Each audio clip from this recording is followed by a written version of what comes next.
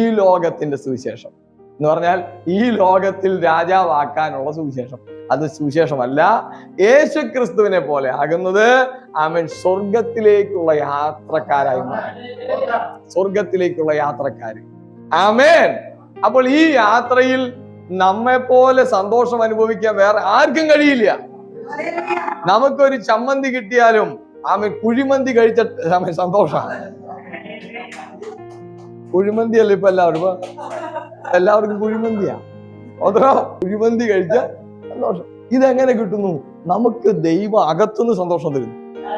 മറ്റുള്ളവർക്ക് എന്തെങ്കിലും കാണണം, ഹല്ലേലൂയ, എന്തെങ്കിലുമൊക്കെ കിട്ടണം. നമുക്ക് ഉള്ളിന്റെ ഉള്ളിൽ കാര്യം നമ്മുടെ സന്തോഷം എല്ലാം ദൈവം നമ്മുടെ ഉള്ളിൽ തന്നിരിക്കുക.